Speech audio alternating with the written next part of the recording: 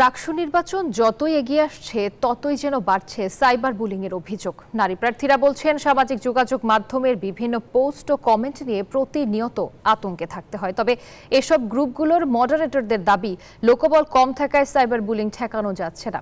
আর উপাচার্য বলছেন লিখিত অভিযোগ পেলেই ব্যবস্থা নেওয়া হবে। রাকসু সিনেট সদস্য প্রার্থী রেনেসা রাত্রি প্রতিনিয়তই সাইবার বুলিংয়ের ভয়ে আতঙ্কে দিন পার করছেন। অবস্থা এমন পর্যায়ে বিশ্ববিদ্যালয়ের সংশ্লিষ্ট সামাজিক যোগাযোগ মাধ্যমের গ্রুপগুলোতে প্রবেশ করতেও ভয় পান তিনি জানান একাধিকবার অভিযোগ দিয়েও কোনো প্রতিকার পাওয়া যাচ্ছে না। প্রতিনিয়ত ফেস করার লাগছে যে আমাকে নিয়ে কি ধরনের কথা আসতে পারে, অনলাইন প্ল্যাটফর্মে কোন ধরনের গালিগালাজ আমাকে শুনতে হতে পারে। এটা একদিকে যেমন আমার মানসিক স্বাস্থ্যের অবনতি ঘটাচ্ছে, আমার আত্মবিশ্বাসকেও কিন্তু কমিয়ে দিচ্ছে। শুধু রাত্রি নন, অন্যান্য নারী প্রার্থীরাও জানান একই কথা।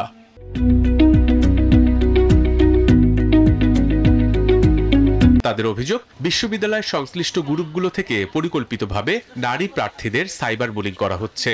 ফেসবুকের কার্যক্রম আমি একদম টোটালি বন্ধ করে দেওয়ার পথে এবং আমি আমার কমেন্ট বক্স পর্যন্ত ওপেন করতে সাহস পাচ্ছি না। তারা মূলত আমাদের মেন্টালি আঘাত করার জন্য, আমরা যেন সামনের দিকে এগিয়ে আসতে না পারি, যার জন্যই তারা এই ধরনের অ্যাক্টিভিটিসের সাথে জড়িত।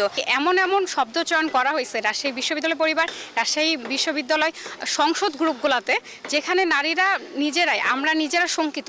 রাজশাহী বিশ্ববিদ্যালয়ের সংসদ ফেসবুক পেজের মডারেটর ও ছাত্র শিবিরের প্যানেলের জিএস প্রার্থীর দাবি লোকবল সংকট ও দক্ষতার অভাবে সাইবার বুলিং বন্ধ করা যাচ্ছে না। অ্যাডমিন প্যানেল, মডারেটর প্যানেলের অদক্ষতার জন্য কিছু জায়গা তৈরি হয়, তো এই জায়গাগুলো বন্ধে আমরা কাজ করছি এবং আমরা মনে করছি বিশ্ববিদ্যালয় প্রশাসন থেকে একটা নীতিমালা করা দরকার। তবে সাইবার বুলিং এর জন্য ছাত্র শিবিরকে দায় দিচ্ছে অন্য ছাত্র সংগঠনগুলোর নেতারা।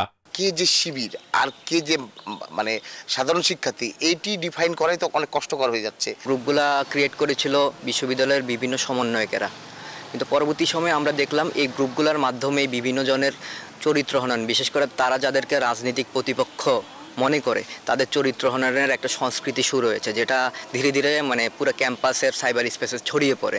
উপাচার্য বলছেন লিখিত অভিযোগ না দেয়ায় ব্যবস্থা নেওয়া যাচ্ছে না।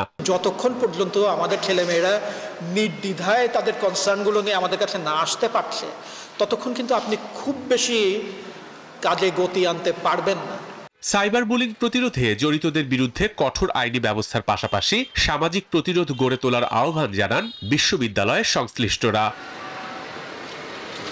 Desk report, news 24।